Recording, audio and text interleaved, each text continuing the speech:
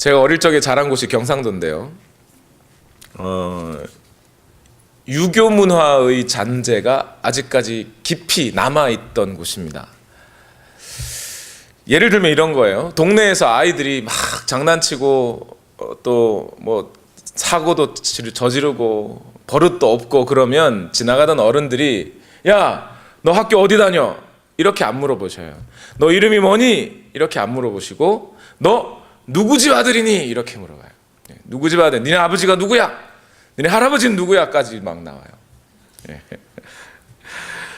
그래서 저희 아버지는 어려서부터 저에게 늘 그의 말씀을 해주셨어요. 물론 저희 아버지가 또 실향민이시기도 하고 그래서 그런지 모르겠지만 본관이 경주요 상촌공파 28대 손이라는 것을 알려주셨어요. 그러면서 족보를 이렇게 알려주시면서 네 집 아들이냐라는 것이 매우 중요하게 여겨졌습니다. 그래서 그런지 몰라도요, 제가 어렸을 적에, 아주 어렸을 적에, 발음하기 참 죄송한데 설교 시작부터 참 듣기 죄송합니다만 개새끼라는 욕이 없었어요. 저는 잘 거의 듣지를 못했어요. 아주 어릴 적에. 저희 동네에서 가장 심한 욕을 한다면요, 욕을 하면 어떤 것이 욕이냐면 내가 저 친구를 욕하고 싶다, 쟤를 아주 모욕을 주고 싶다 그러면 그 친구한테 막 욕을 막 세게 하는 게 아니고요, 걔네 집 앞에 가서 그 친구 아버지 이름을 김아무개 이렇게 부르고 오는 거예요. 그게 엄청 큰 욕이에요. 왜냐하면 그 아버지를 내가 함부로 말했잖아요. 그게 큰 욕이었던 시절이었습니다. 제가 그 나쁜 개 XX야 하는 이 욕을 처음 듣게 된 게 한 초등학교 4학년 때쯤이에요. 4학년, 5학년 때쯤인데 다른 데서 이 전학온 친구 한 명이 막 그 욕을 막 하길래 처음 듣고 깜짝 놀래가지고 화가 났던 거는 저를 욕해서 화가 난 게 아니고 제 아버지를 개라고 한 거잖아요. 그것 때문에 화가 났었어요. 그런 것처럼 족보라는 것이 매우 중요하던, 그래서 유교 문화의 잔재가 좀 남아있던 곳이었습니다. 여러분은 여러분의 조상을 어디까지 알고 계세요? 대부분의 한국 사람들은요, 사실 나로부터 3대 또는 4대 이상의 할아버지나 아버지를 모릅니다. 왜냐하면 1950년대에 있었던 한국전쟁 때문에 그 대부분의 집에 있는 족보가 불타 없어졌을 가능성이 매우 높아요. 그거 아니더라도 1910년부터 45년까지, 물론 그 이전부터 시작되었지만 일제 침략기를 거쳤죠. 그때 창씨 개명시키고 조선어 말살 정책을 펼치면서 한국 사람들의 족보가 거의 다 사라져 버렸습니다. 그러는 바람에 한국 사람들은 조상에 대해서 3대 또는 4대 이상의 우리 증조 할아버지까지는 알아도 고조 할아버지 가면 잘 몰라요. 누군지, 어디서부터 어떻게 됐는지 잘 몰라요.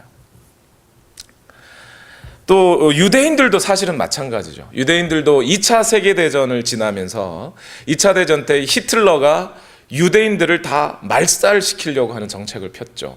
그러면서 유대인들은 자신들의 족보를 가지고 있을 수가 없는 거예요. 자기들의 족보가 있으면 자기가 유대인이라는 것이 발각되는 순간 가스실로 가야 되기 때문에 자기들의 있는 족보들도 스스로 없애야 했고 유대인이라고 밝힐 수도 없는 상황이었죠. 그러니까 유대인들도 조상의 누군가가 아브라함이라는 것쯤은 알지만 내 조상이 과연 유대인인지 아닌지를 족보로 증명할 길이 사실은 없었던 거예요.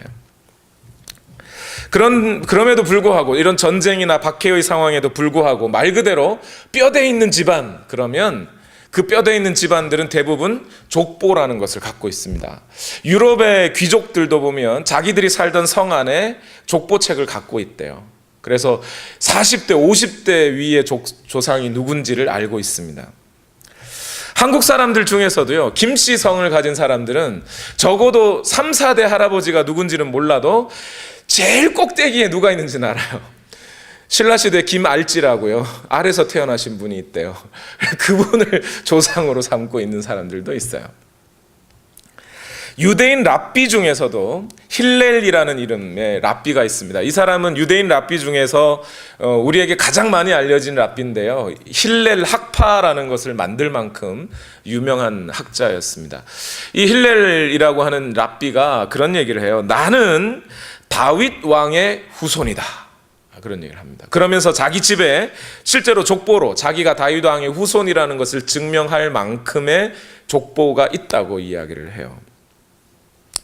이처럼 족보라는 것이요, 참 재미있는 거예요. 한 사람을 볼 때 그냥 저 사람이 오늘 뭘 먹고 뭘 입고 어디서 사는 사람이 아니라 시간의 역사 속에, 과거에서 현재까지의 역사 속에 그 사람을 집어넣어서 과거의 누구로부터 아들 돼서 이 사람이 여기에 존재한다라고 알려주는 게 족보죠. 그래서 그만큼 재미있기도 하고 중요한 것이기도 합니다.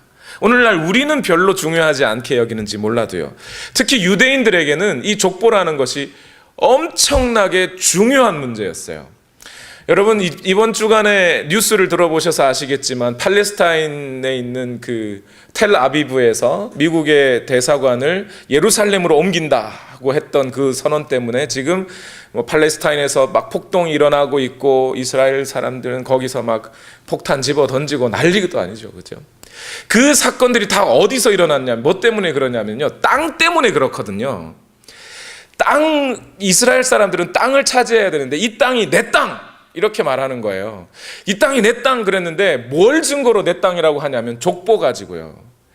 지금 일어나고 있는 팔레스타인하고 이스라엘의 전쟁은 적어도 1500년 전으로 거슬러 갑니다. 팔레스타인 땅에 살고 있는 이 사람들이 블레셋 사람들의 후손이에요. 팔레스타인, 블레셋 이름이 같잖아요.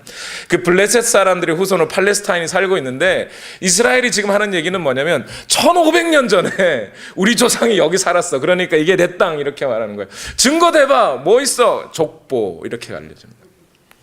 그러니까 족보가 이스라엘 사람들의, 유대인들에게는 땅의 소유권을 주장할 수 있는 근거가 되기 때문에 매우 중요한 거예요. 뿐만 아니라 부모로부터 내려오는 유산을 이게 누구 거냐를 정리해 주기 위해서는 또 족보가 필요했어요. 중요한 문제죠. 누가복음에도 보면 마리아와 요셉이 젊은 나이임에도 불구하고 다윗의 동네 베들레헴으로 가서 호적 신고를 하죠. 호적, 그게 족보입니다. 그렇죠? 그 족보 신고를 하는 이유는 뭐예요? 세금 문제 때문에 또는 군역 문제 때문에 하는 거거든요. 그러니까 족보가 그만큼 중요한 거예요.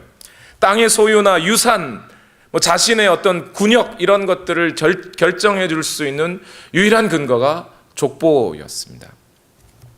성경에서도 이 족보라는 것이 매우 중요하기 때문에 여러분 성경을 읽다 보면 자주 이 족보가 등장해요. 창세기 4장, 5장, 10장, 11장, 특히 역대상에 가면 1장에서 9장까지 내내 족보만 나와요. 사람 이름만 내내 줄기차게 나와요. 큐티 하시는 분들이 역대상을 만나면 무지 힘듭니다. 이거 어떻게 큐티하라는 거야, 이걸. 예.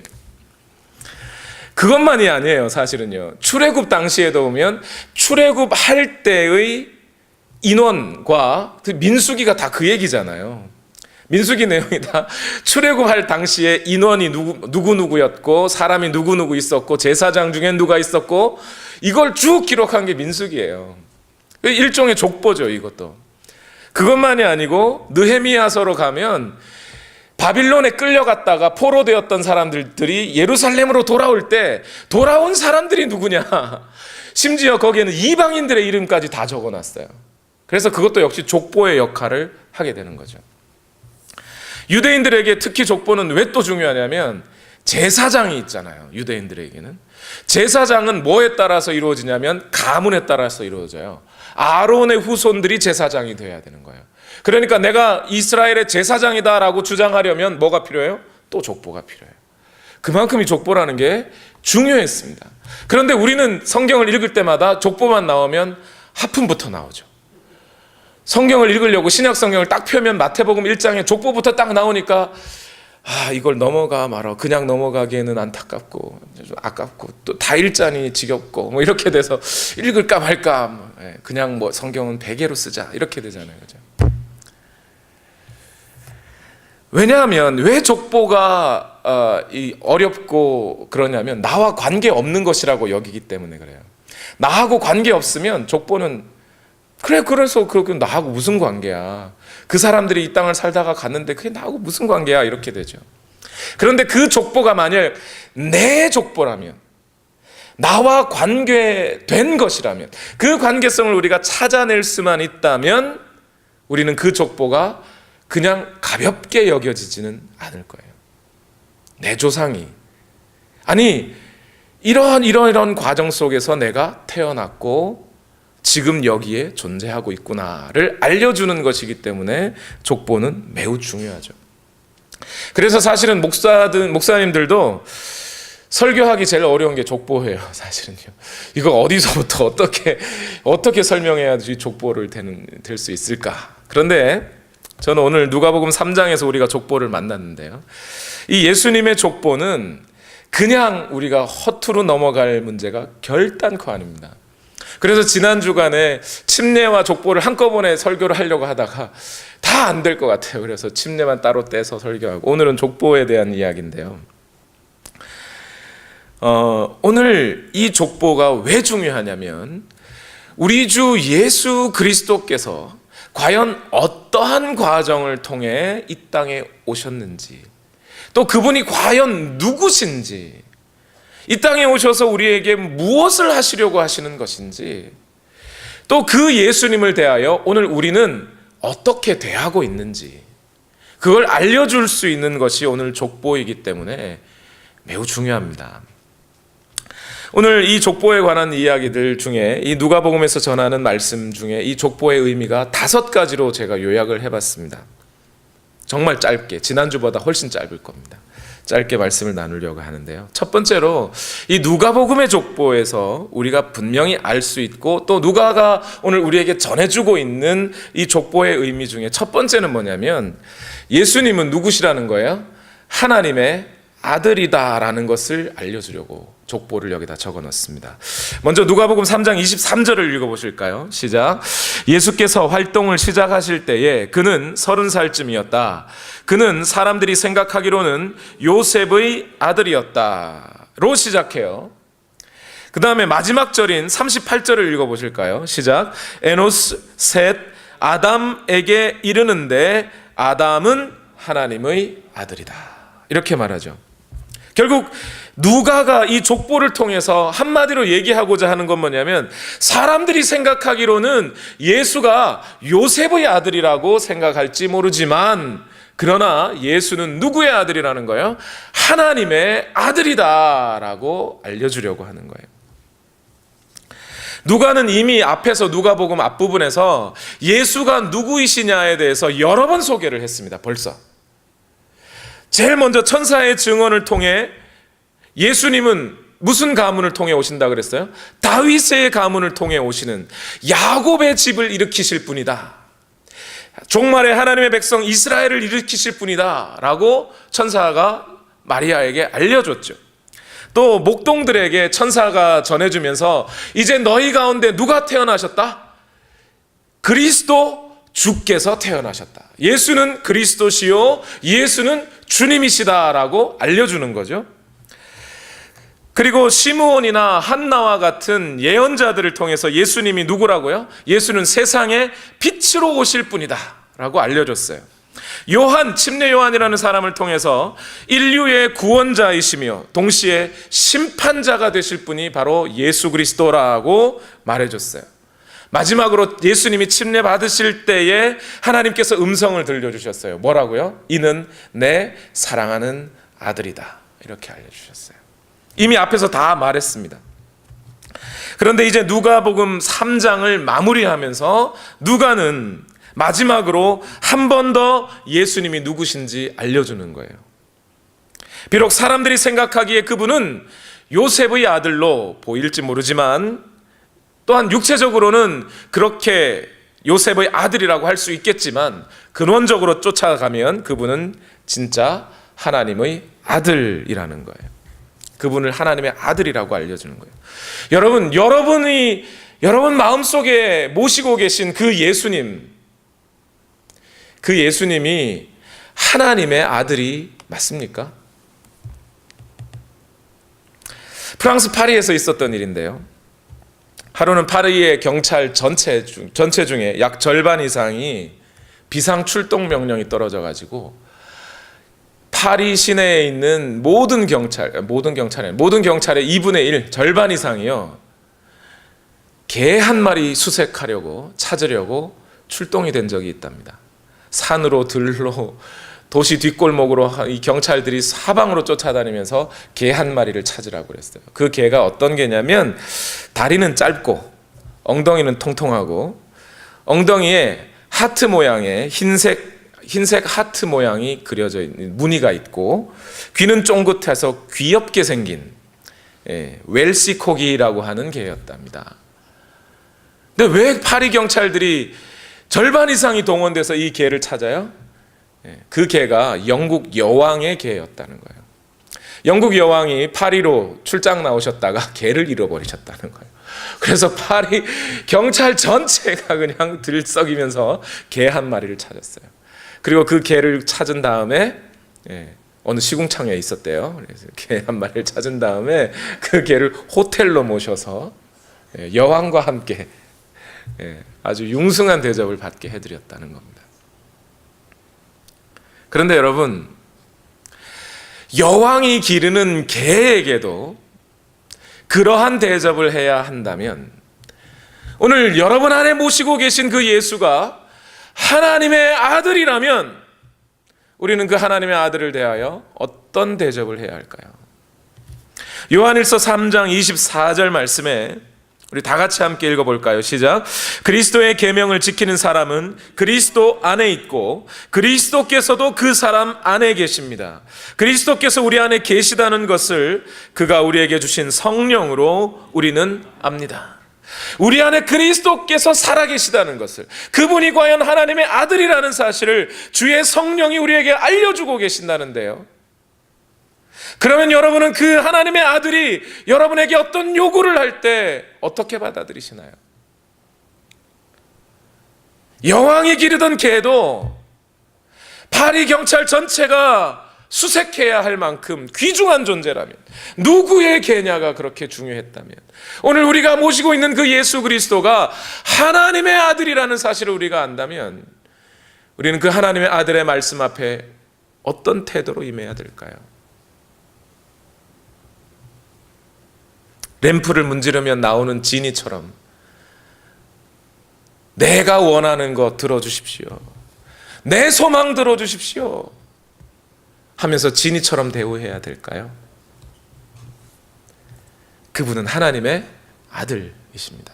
두 번째로 오늘 예수님의 족보가 알려주는 바, 두 번째는 뭐냐면 오늘 이 족보의 사건들을 전해주면서 지금으로부터 예수 그리스도의 공적인 신분으로서의 사역이 시작되었다라고 선포해 주는 게 오늘 족보예요. 다시요. 예수는 그냥 단지 개인으로, 사인으로서 이 땅에 오신 것이 아니라 공적인 신분과 공적인 역할을 위해 이 땅에 오셨는데, 바로 오늘 족보가 알려주는 바로 이 순간부터 예수 그리스도께서 하시는 모든 말씀과 그 모든 행동은 오늘부터 공적인 신분으로서 시작하는 마리오 행동이라는 거예요. 그래서 공적인 권위를 가지고 하나님의 권위를 가지고 하시는 말씀이다라고 오늘 그 시작점을 알려주는 게 예수님의 족보예요. 제가 이렇게 말씀드리는 이유가 한 가지가 있어요. 여러분, 마태복음에도 말씀드린 대로 족보가 있습니다. 그죠? 그런데 마태복음의 족보는 마태복음 몇 장에 나와요? 1장에 나옵니다. 어떤 예수님의 사건이나 다른 여러 가지 이 사건들을 나오기 전에 제일 먼저 족보부터 시작해요. 근데 누가복음에도 족보가 있어요. 그런데 누가복음의 족보는 몇 장에 나와요? 3장에 나와요. 이미 1장, 2장 또 3장 초반부에 걸쳐서 침례 요한과 예수님에 관한 스토리와 이야기가 진행됐어요. 예수님의 12살 때 성전에서 잃어버렸던 사건도 벌써 이야기가 있었죠. 예수님의 아기였던 사건도 있었어요. 그런 사건들이 다 있고, 이제 오늘 말씀해 보니까 예수님이 30살쯤 되었을 때 그가 공적인 사역을 시작하였을 때로 시작하고 있어요. 그리고 족보 이야기를 누가복음 3장에 해주고 있어요. 이거는 분명히 마태가 의도하는 바가 따로 있고 누가가 의도하는 바가 따로 있기 때문이겠죠. 마태는 마태대로 의도와 목적을 가지고 예수님의 족보를 제일 먼저 이야기하는 거고요. 누가는 누가대로 그 족보를 3장에 갖다 두면서 의도를 가지고 전하고 있는 거예요. 그런데 여기서 우리가 눈여겨볼 것은 아브라함과 모세도 그랬다는 겁니다. 아브라함도요, 아브라함 사건 이야기가 아브라함에게도 아브라함의 족보가 이야기가 있고요. 모세도 모세의 족보가 있습니다. 그런데 아브라함의 족보는 아브라함 사건을 이야기하기 전에 제일 먼저 아브라함의 족보를 먼저 알려줘요. 그리고 아브라함 사건 이야기를 해줍니다. 그게 창세기 11장에 있어요. 셈으로부터 시작해서 누구 데라우다 아브라함이 태어났더라. 그리고 아브라함 이야기가 시작돼요.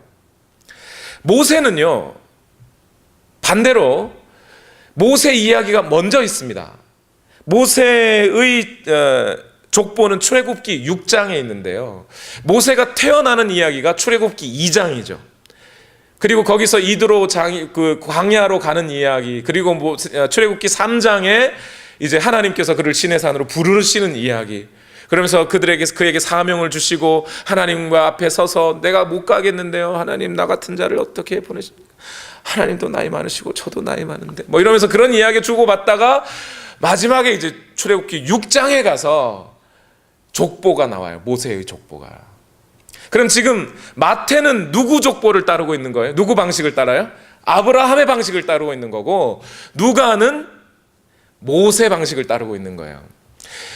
다시 말해서 모세는 언제요? 모세의 모든 태어남과 모든 그 사건들이 있은 후, 이제 모세가 공적인 사역, 80세에 이스라엘 백성들을 애굽에서 건져내는 그 공적인 사역을 바로 시작할 그 시점에 모세의 족보가 전해지고 있다는 거죠. 누가는 그 모세의 방식을 따라 예수님의 사건들이 이미 일어난 다음, 이제 예수님께서 공적인 사역을 시작하실 때에 예수님의 족보를 알려주고 있는 거예요. 구약 성경을 보면요, 예언자들도 다 이랬어요.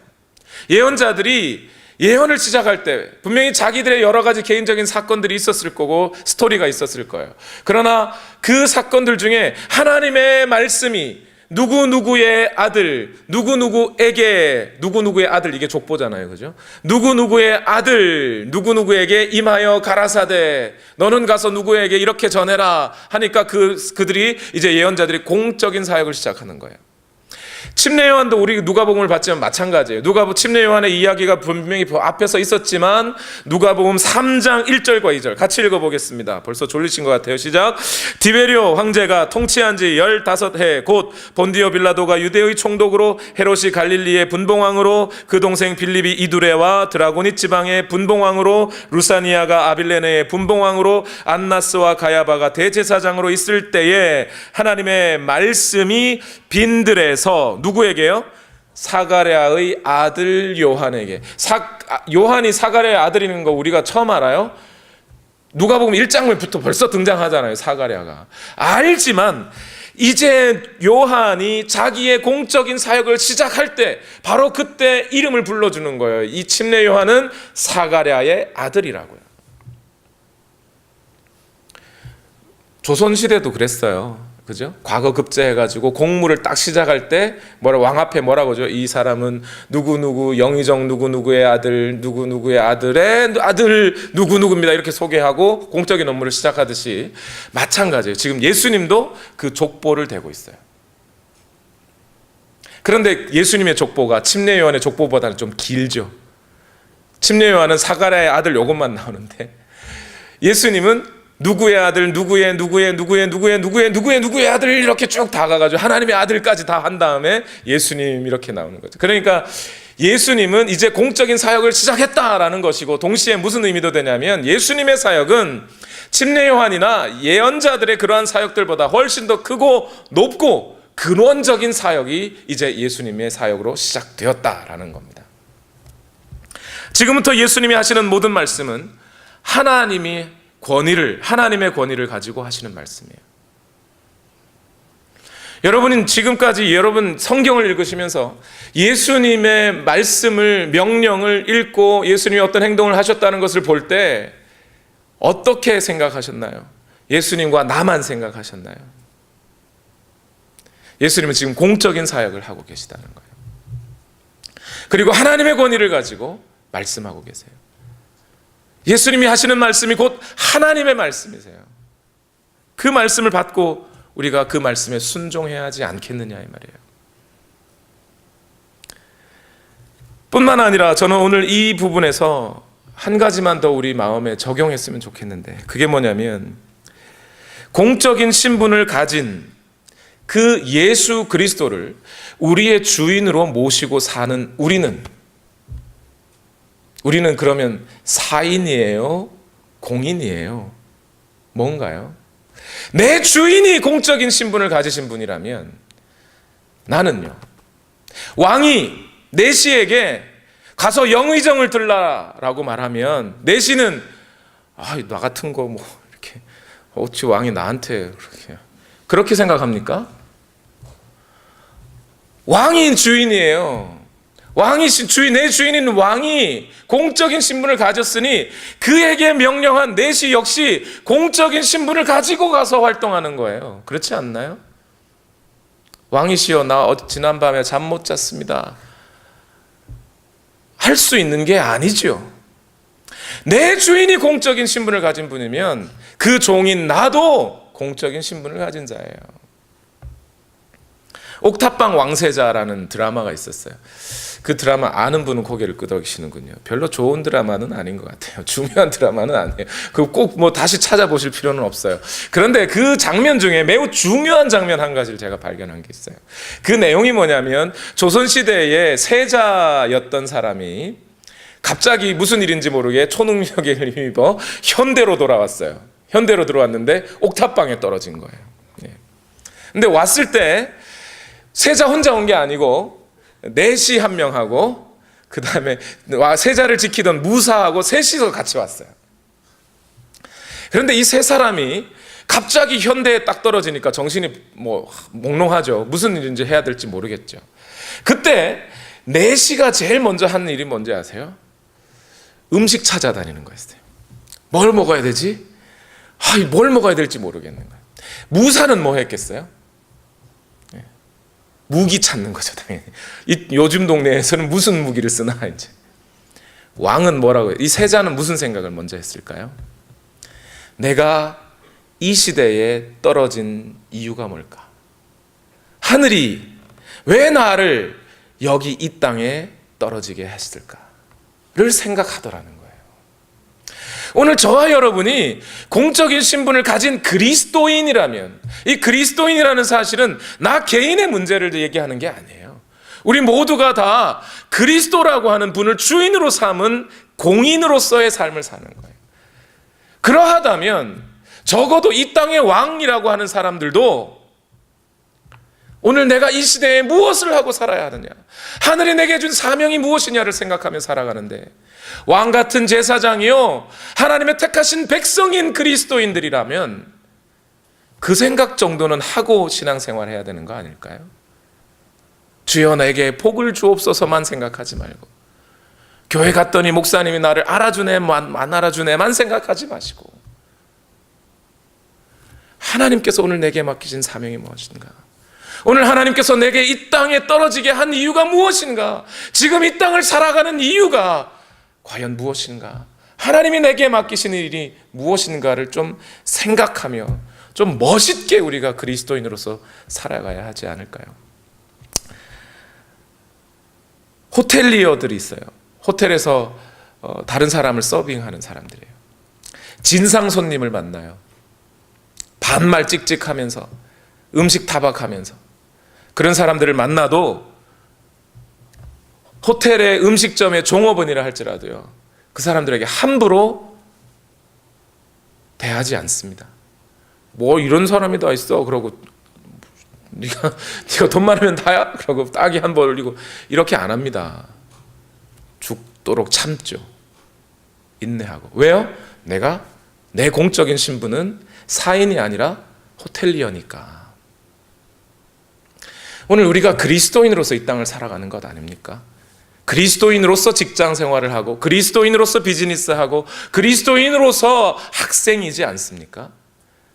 그렇다 하면 우리는 뭔가 다른 것을 생각하고 다른 태도를 가지고 살아가야 하는 것이죠. 세 번째로 오늘 누가복음의 족보는 예수 그리스도를 인류의 대표자라고 말합니다. 첫 번째 뭐였죠? 예수는 하나님의 아들이다. 예수는 공적인 신분을 가진 분이다. 세 번째, 예수는 인류의 대표자다. 이렇게 말해요.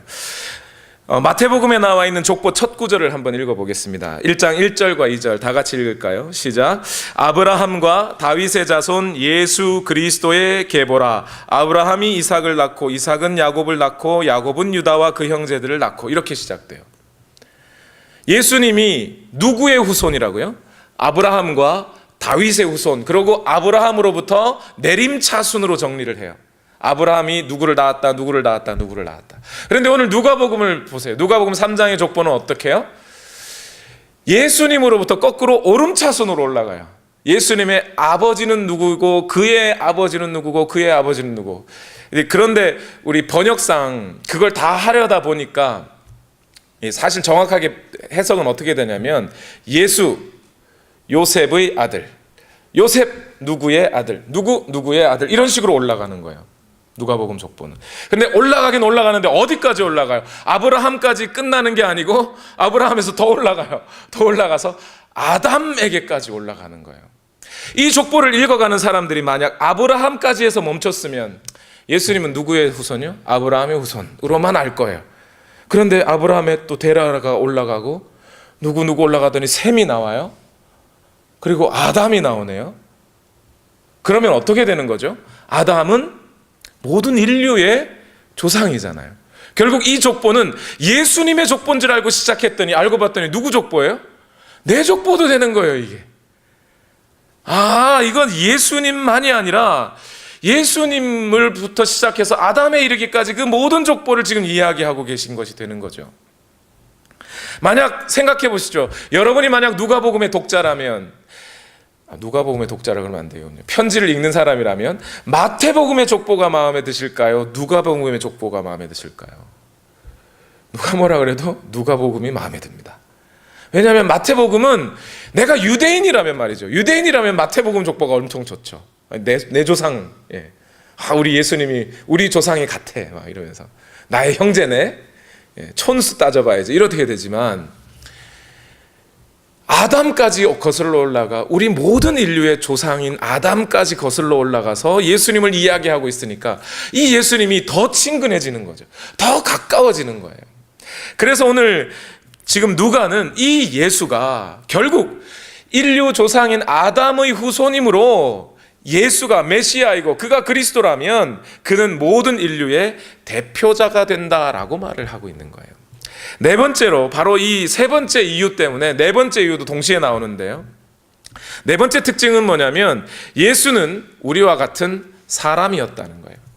물론 그분은 하나님의 아들이어서 분명히 하나님이십니다. 그러나 동시에 오늘 누가복음이 이야기하고 있는 바는 그분은 사람이었다는 거예요. 사람. 이 사람이었다라고 하는 이 점이 오늘 우리에게 또 주는 교훈이 매우 중요해요. 예수님이 사람이었다라고 하는 이것은요, 예수님의 가르침과 예수님의 명령의 중요성, 그 힘의 능력을 더하는 내용이 되는 거예요. 이게 무슨 얘기가 되냐면, 여러분, 예수님이 예수님의 제자가 되는 것에 대해서 말씀하신 적이 있습니다. 거기에 대해서 이런 말씀을 하셨어요. 누가복음을 예로 들죠. 누가복음 14장 26절과 27절 다 같이 한번 읽어보겠습니다. 시작.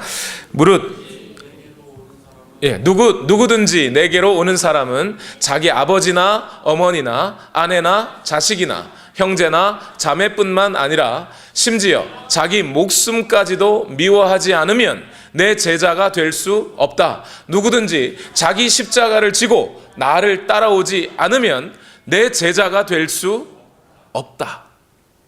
여러분, 이 말씀을 어떻게 들으세요? 27절은 그냥 내가 고생하는 이것이 내 십자가인가 봐 이러고 그냥 간다고 쳐보십시다.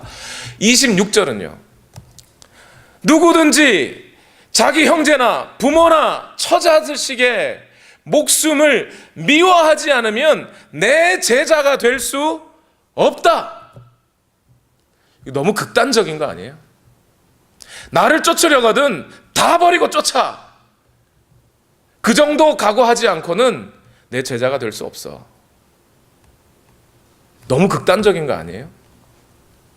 만약 우리가 예수님을 신 하나님으로만 알았다면, 예수님은 하나님이시니까, 예수님은 부인도 없고 그냥 아버지 하나님만 있는 분이시니까 그렇게 말씀하실 수 있지. 우리는 그렇지 않아요. 예수님 이라고 우리 자신을 합리화시키지 않았겠느냐 이 말이에요.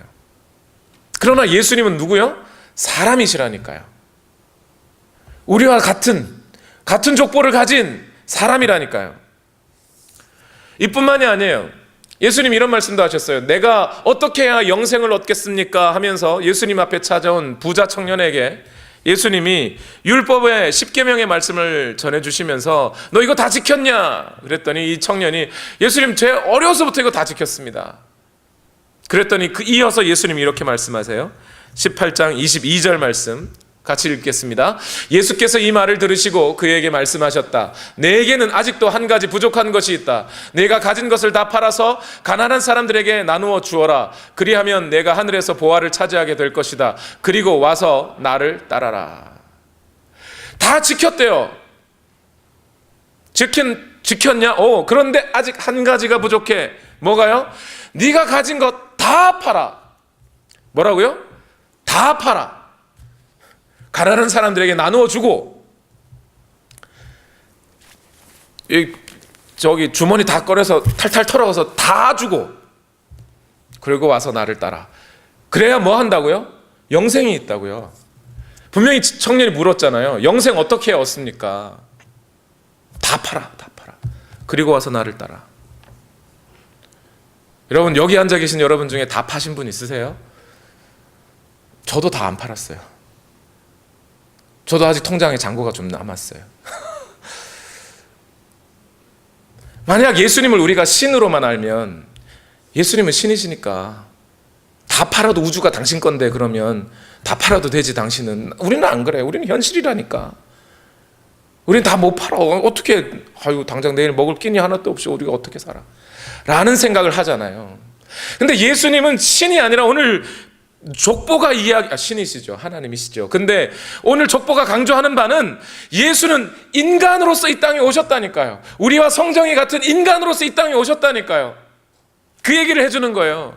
예수님이 지금 이 족보가 나오기 이 시점에 나이가 몇 살이요? 30살. 이 무렵에 이미 아버지 요셉은 죽은 것 같아요. 이후로는 등장하지 않아요. 어머니 마리아만 등장하죠. 그리고 예수님은 맏아들이었어요. 그러니까 예수님은 가족을 부양했어야 했던 거예요. 30살 때까지. 그렇죠? 그러면 예수님이 30살 때까지 가족들을 부양할 때 뭘로 부양하셨어요? 어떻게 부양을 하셨어요? 돌을 떡으로 만들어가지고 기적사건을 일으켜서 떡 팔아가지고 예수님이 가족을 부양하셨어요? 기적사건으로? 아니요. 예수님 목수했어요. 목줄 튕기고 도끼질하고 톱질하면서 목수해서 돈을 벌어 가족을 부양했다니까요. 그렇게 사셨던, 우리와 똑같이 사셨던 예수님이 하시는 말씀이에요. 나를 따르려거든 네 목숨까지 부인하고 나를 따라야 돼. 영생을 얻으려면 가지고 있는 모든 것 다 팔고 나눠주고 나를 따라야 돼. 이렇게 생각하면 예수님의 명령이 단지 예수님은 신이니까 그럴 수 있지로 끝나겠습니까? 심각해지죠. 예수님도 그렇게 했다는 거예요. 매우 심각해지고 구체적인 명령이 되죠.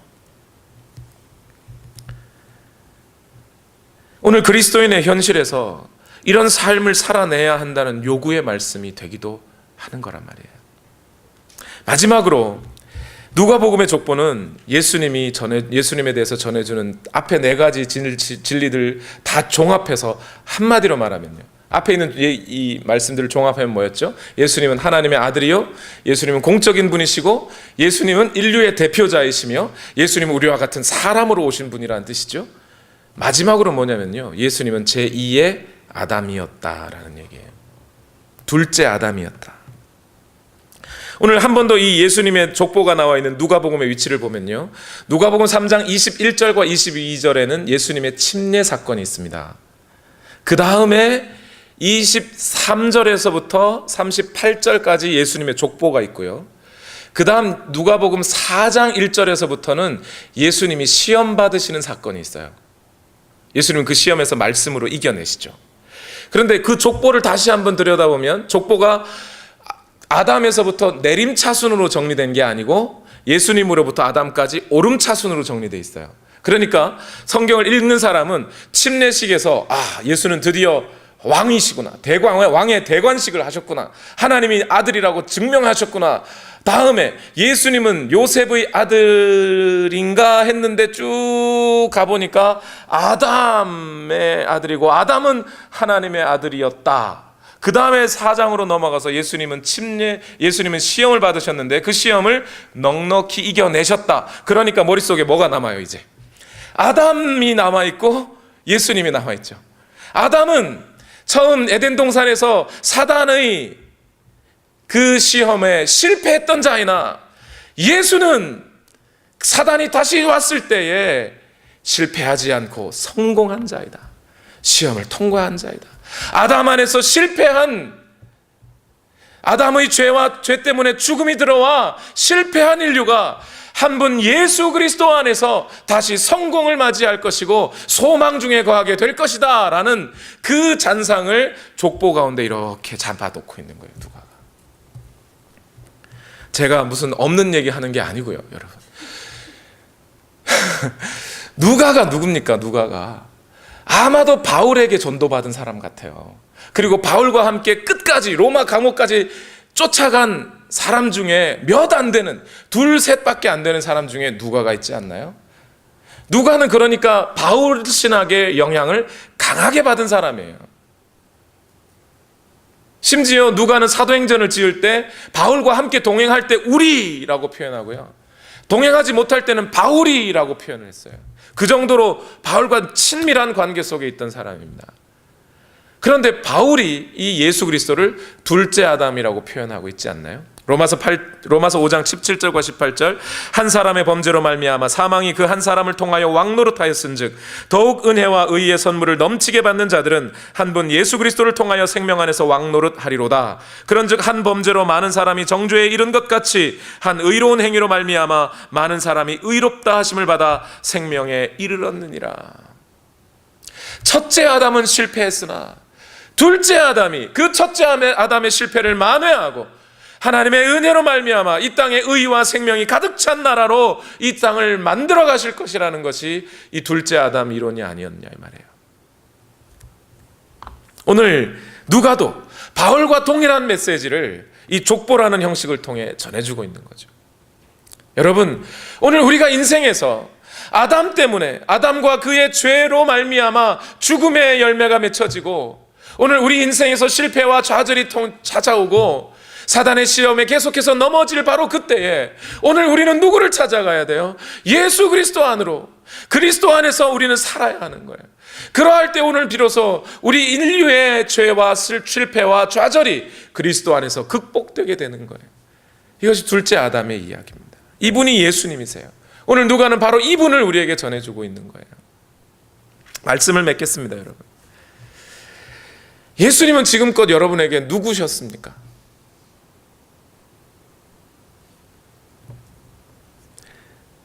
유명한 액자가 있죠. 그리스도인들 집에 가면 무슨 이렇게 어떤 공군이 사진을 찍으라 그래가지고 사진을 번쩍 찍었더니 눈밭에서 이렇게 사진 찍었는데 예수님 얼굴이 뭐 이렇게 그리고 그 밑에 뭐라고 썼어요? 주님은 식사 때마다 우리 집에 찾아오시는 손님이시라고. 죄송합니다. 예수님이 식사 때마다 찾아오시는 손님이시면 여러분에겐 구원이 없어요. 그렇지 않나요? 오늘 우리에게 구원이 있으려면, 오늘 우리에게 진정한 영생이 있으려면 하나님의 아들이신 예수가 그 공적인 신분으로 오늘 이 땅에 오셔서 인간으로서의 삶을 끝까지 살아내시고 십자가를 감당하신 그 예수 그리스도께서 아담의 실패를 만회하고 진정한 승리를 가져오신 그 예수 그리스도가 여러분 안에 주인으로 와 계실 때 비로소 우리에게 영생이 있고 구원이 있는 거죠. 손님으로 있을 때는 구원이 없어요, 여러분. 예수님을 선생님으로 선지자로 아는 것은 우리에게 구원을 줄 수가 없는 거예요. 그분을 진정한 메시아로 나의 주인으로 할 때 우리에게 생명이 있고 우리가 회복되게 되어 있습니다. 우리 다 같이 한번 기도하시겠습니다. 오늘 기도하시기 전에 우리 이 찬송을 함께 드렸으면 좋겠어요. 수많은 무리들 줄지어 그분을 보기 위해 따르네. 평범한 목수이신 그분 앞에 모든 무릎이 꿇어 경배하네. 왜요? 모든 문제들 하나하나 죽음까지도 그분 앞에 있을 때 힘을 잃는 겁니다. 그 예수 그리스도야말로 생명의 근원이시여, 그 예수 이름 앞에 모든 권세들이 굴복하는 것입니다. 오늘 저와 여러분 안에 계신 예수는 누구이십니까? 램프의 진이입니까?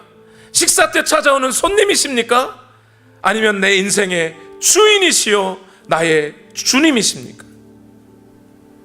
오늘 우리 이 시간 함께 이 찬양을 드리며 예수 그리스도는 나의 주시라고 함께 다 같이 고백하시겠습니다. 수많은 무리들 줄지어, 수많은 무리들 줄지어 그분을 보기 위해 따르네.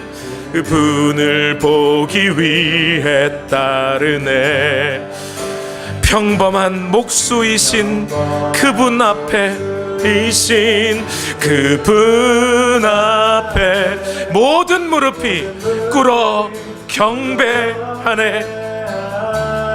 아멘. 모든 문제들 하나하나, 문제들 하나하나 죽음까지도 힘을 잃고, 죽음까지도 힘을 잃고 생명의 근원 되신, 생명의 근원 되신 예수 이름 앞에 모든 권세들 굴복하네.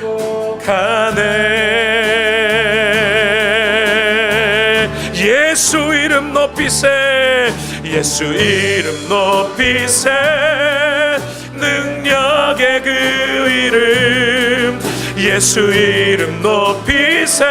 구원의 그 이름, 예수 이름을 부르는 자, 르는 자, 예수 이름을 믿는 자, 는 자, 예수 이름 앞에 나오는 자, 이름 앞에 나오는 자 복이 있도다.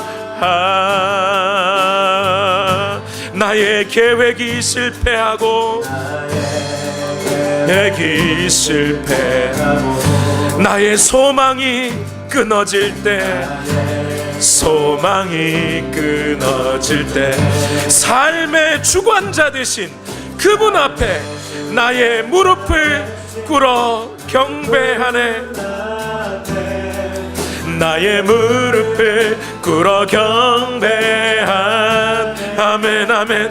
나의 삶을 그분께 맡길 때 비로소 나의 마음 평안해, 나의 마음 평안해.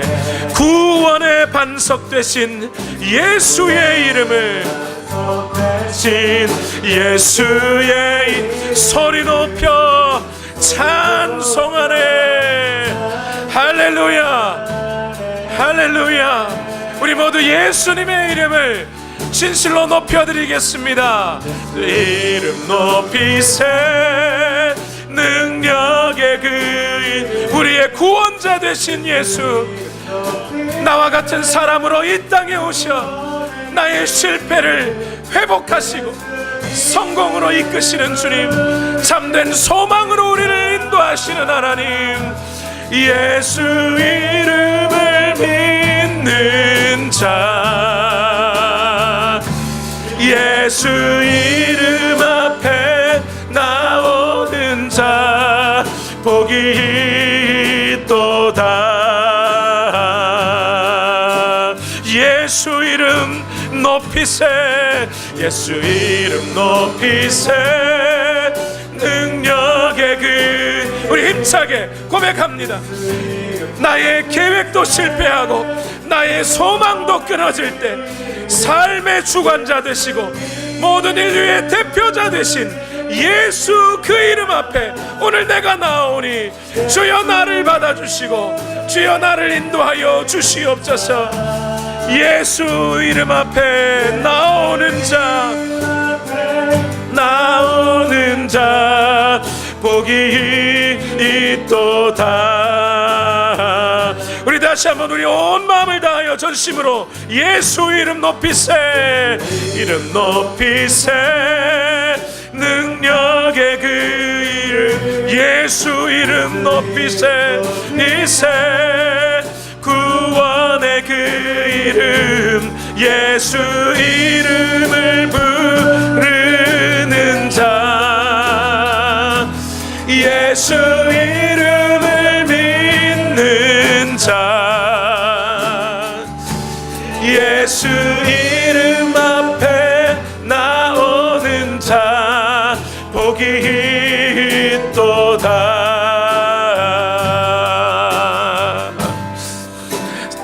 이 시간 함께 기도하십시다. 우리 먼저 우리 자신을 돌아보면서 하나님 앞에 기도하십시다. 나는 과연 예수를 어떤 분으로 알았던 겁니까? 예수님을 어떤 분으로 믿고 따랐던 겁니까?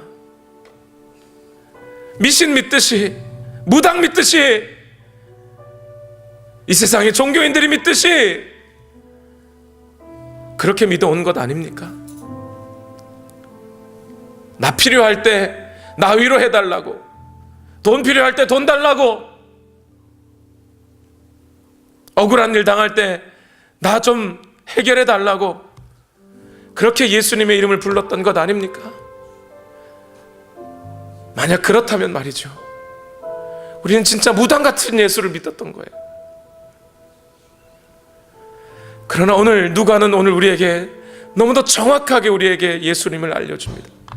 그분은 하나님의 아들이시요 인류를 구원하기 위하여 이 땅에 오신 공적인 신분을 가지신 분이시며 우리와 함께 인간이 되셔서 우리와 같은 성정을 가진 인간이 되셔서 인간으로서의 삶을 살아가시다가 십자가에 달려 죽으심으로 말미암아 하나님의 뜻을 이루시고 아담이 실패하였던 그것을 만회하고 회복하셔서 이제 영원하신 하나님의 나라로 우리를 초대하시고 우리를 인도하시는 하나님 나라의 주인 되신 분이라고 오늘 우리에게 말하고 있습니다. 우리 자신을 한번 돌아보고 내가 오늘까지 예수 그리스도를 잘못 알고 있었다면 지금이라도 이 지식을 고치고 이 태도를 바꾸어 주여 나를 받아 주옵소서. 예수 그리스도가 나의 주인이십니다. 당신만이 나의 주인이십니다. 그렇게 고백하며 오늘 하루를 살아가며 남은 인생을 그 주인과 함께 살아가는 우리가 되기를 원합니다. 우리 시간 다 같이 함께 기도하시겠습니다. 살아계신 아버지, 오늘도 역사하여 주시옵소서. 우리의 모든 인생을 주관하시는 삶의 주관자이신 예수, 생명의 근원 되신 예수, 구원의 반석 되신 예수, 오늘 내게 구원을 베푸시는 예수, 오늘 내게 믿음 주시는 예수, 그 예수 그리스도를 내 인생의 주인으로 모시고 살기를 원합니다. 주여 오늘도 나를 인도하여 주시옵소서. 나의 지식을 바로 고치게 하옵소서. 나의 태도를 바꾸게 하여 주시옵소서. 그 예수 그리스도 앞에 내가 나오니 주여 나를 받아 주시옵소서. 주여 나를 인도하여 주시옵소서. 하나님의 은혜로 오늘 우리를 충만케 하여 주시고 하나님의 영이 오늘 우리를 인도하여 주시옵소서. 오늘도 함께하여 주시기를 원합니다. 주여 역사하여 주시옵소서. 하나님의 말씀이 오늘 우리 가운데 임하기를 원하오니 주여 함께하여 주셔서 평범한 몫으로 사신 그분, 그러나 오늘 우리에게 생명의 근원 되신 주님, 구원의 반석이신 나의 주, 나의 구세주, 나의 치료자, 나를 바꾸시고 나를 인생을 바꾸실 그 하나님 앞에, 그 예수 그리스도 앞에 나오니 주여 나를 인도하여 주시고 그분을 모셔드릴 때에 오늘 나를 인도하여 주시옵소서. 주여 인도하여 주옵소서. 예수 이름을 부르는 자, 예수 이름을 믿는 자, 예수 이름 앞에 나오는 자들이 구원을 얻을 것이라 하셨으니 오늘 우리의 인생을 주여 받아들이게 하여 주시옵소서. 하나님의 영으로 오늘 우리를 인도하여 주시옵소서. 주님 인도하여 주시기를 원하오니 주여 역사하여 주시옵소서. 하나님의 말씀으로 오늘도 인도하여 주시옵소서. 주여 인도하여 주시기를 원합니다. 하나님 함께하여 주시고 주의 영이 오늘 우리 가운데 함께하여 주시기를 원합니다. 주여 역사하여 주시옵소서. 주의 성령이 오늘도 우리를 인도하시고 하나님의 영이 오늘 우리를 인도하여 주셔서 주의 성령이 오늘 내 안에 그리스도가 계심을 알려주신다 하셨으니 주여 오늘도 역사하여 주시고 오늘 그리스도인으로 살아가는 것이 어떠한 것인지를 알게 하여 주시옵소서.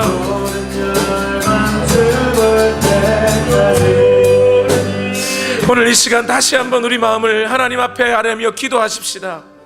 여러분, 행여 여러분 살아가시는 중에 인생에 지치고 때로는 낙담이 되고 때로는 살아갈 힘이 없어서 지쳐있는 분들이 혹시 계신지요?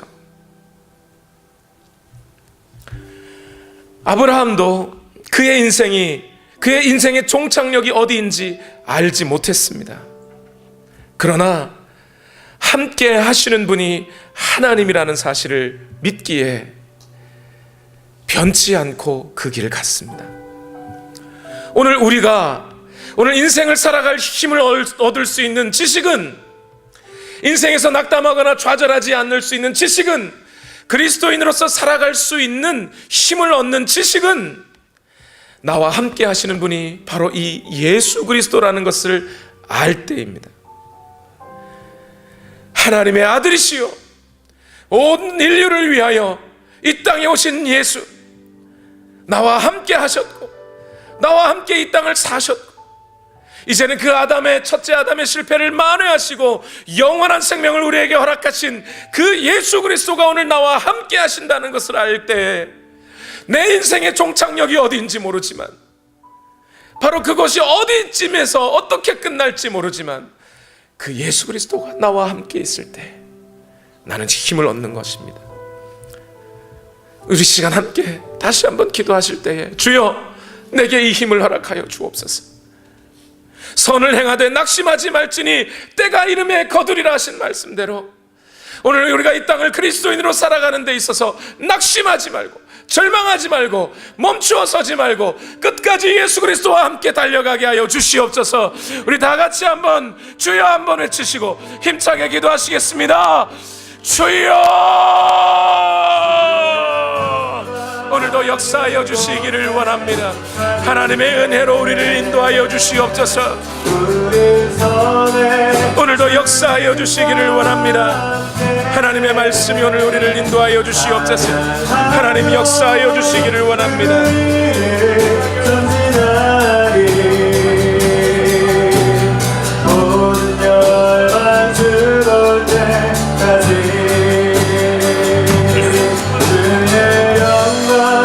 주여 오늘 우리에게 믿음의 눈을 열어 이 예수 그리스도가 나와 함께하고 계심을 믿게 하여 주시고 하나님의 은혜로 충만케 하여 주시옵소서. 살아계신 하나님 역사하여 주시기를 원합니다. 주여 오늘 우리의 삶을 인도하여 주시옵소서. 하나님의 영으로 오늘 우리가 충만케 되기를 원합니다. 주여 역사하여 주시기를 원합니다. 나와 함께 하시는 예수, 오늘 나와 함께 하시는 예수, 주여 역사하여 주셔서 오늘도 인도하여 주시기를 원하오니 주여 함께하여 주시고 하나님의 영으로 오늘 우리를 인도하여 주시옵소서. 주여 오늘도 기도합니다. 주여 내가 예수 그리스도와 함께 있다는 이 지식은 내 주님 나와 함께 하신다는 이 사실, 내가 집에 있든지 교회에 있든지 직장에 있든지 학교에 있든지 화장실에 있든지 어디에 있든지 바로 그곳에 예수 그리스도와 함께 하심을 믿고 인생을 힘차게 살아가게 하여 주시옵소서. 우리의 믿음의 선진들이, 우리의 믿음의 조상들이 갔던 그 걸음대로, 그 믿음대로 오늘도 나도 힘차게 걷게 하여 주옵소서.